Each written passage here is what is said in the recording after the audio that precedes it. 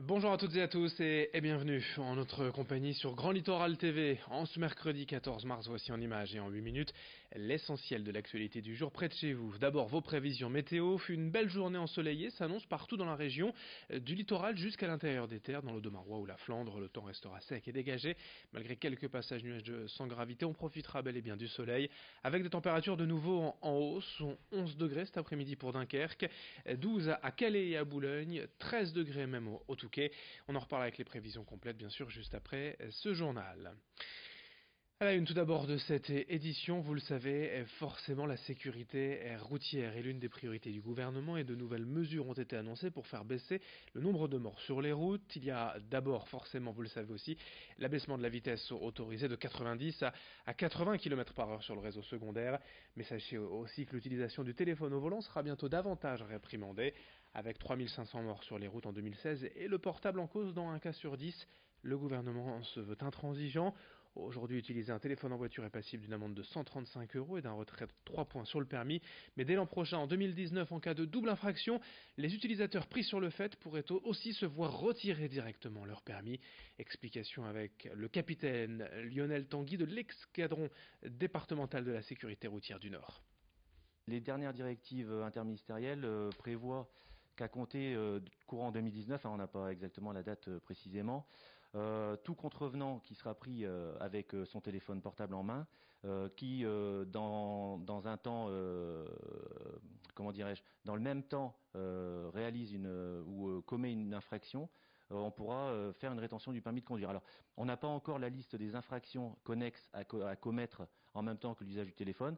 Ça sera à venir, mais on peut imaginer que celui qui téléphone et qui met son clignotant et qui oublie de mettre son clignotant aura deux infractions et on pourra lui relever la rétention du permis de conduire. À Dunkerque, le port s'agrandit. Voici quelques images du chantier de l'extension du quai de Flandre. Les travaux ont débuté il y a presque un an, en février 2017, dans le secteur ouest du port. Cette extension permettra dès 2019 d'accueillir simultanément à quai deux porte-conteneurs Megamax de nouvelle génération, des navires de 400 mètres de long pouvant en transporter jusqu'à 22 000 conteneurs. Concrètement, ces travaux consistent à allonger la longueur du quai de 500 mètres et à draguer les fonds marins pour offrir aux bateaux une profondeur de 16,50 mètres. Près de 4 millions de mètres cubes de sable vont donc devoir être évacués de ce bassin de l'Atlantique où s'est rendu pour nous Louis Caillé. Explication. Jusqu'à aujourd'hui, si vous voulez, comme beaucoup de gens, il nous manquait de la longueur de quai. Vous voyez, là on en reçoit un grand. Demain, avec ça, on sera capable d'en recevoir deux grands. Et puis, une fois qu'on aura réalisé Cap 2020, on en recevra 6 grands. Voilà. Donc c'est ça qui nous importe. C'est que nous, on croit à la capacité du port de Dunkerque à beaucoup développer ses activités, parce qu'on est très bien placé, parce que la région Hauts-de-France, qui est une région puissante, est derrière nous, les chargeurs sont avec nous. Donc on pense qu'on a toutes les bonnes conditions pour récupérer des trafics qui jusqu'à maintenant vont ailleurs. Par exemple en Belgique, ou même un peu plus haut, aux Pays-Bas. Restons dans le Dunkerquois dans ce journal pour vous annoncer une bonne nouvelle pour l'emploi local. C'est officiel, depuis peu, SNF Florger, entreprise de chimie douce, va s'installer à Gravelines et créer à terme de 50 à 100 emplois directs.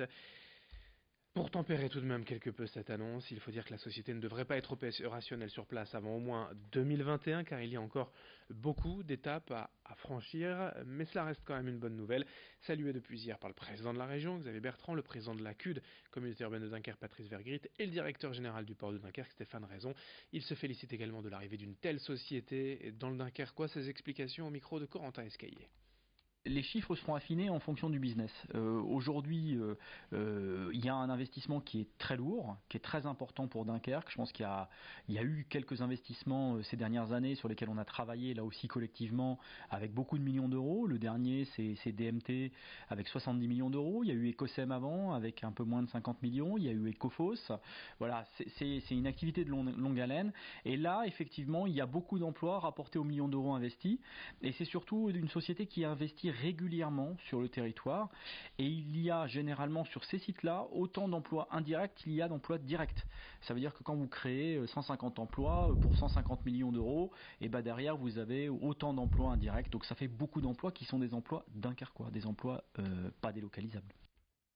Dans cette édition également, le grand angle de la rédaction à la rencontre d'Édouard Delmotte, jeune éleveur de moutons boulonnais installé à Pillan-les-Guines Entre Calais et Boulogne, il s'est inspiré de l'élevage des bœufs de Kobe au Japon pour ses moutons.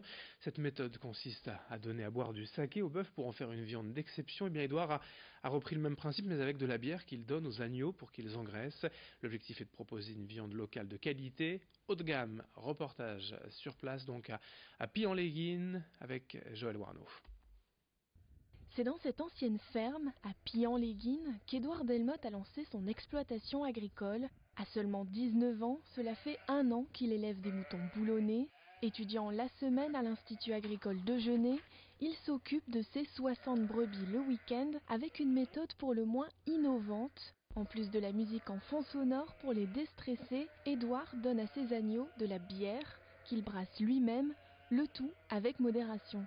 Le but en fait c'est de leur faire boire de la bière pour permettre grâce à l'alcool de dissoudre les graisses qui sont extérieures à la viande et de les faire infiltrer dans la viande en fait, parce que vu que le gras est conducteur de goût, on va pouvoir permettre de développer plus de saveur grâce à ce persillage en fait, parce que c'est un persillage. Et c'est pour ça que j'utilise de la bière, et c'est aussi pour essayer de me démarquer des autres et puis gérer mon propre marché en fait. Édouard a toujours été passionné par l'élevage. Il a eu son premier mouton à 15 ans, mais monter son exploitation n'a pas été facile.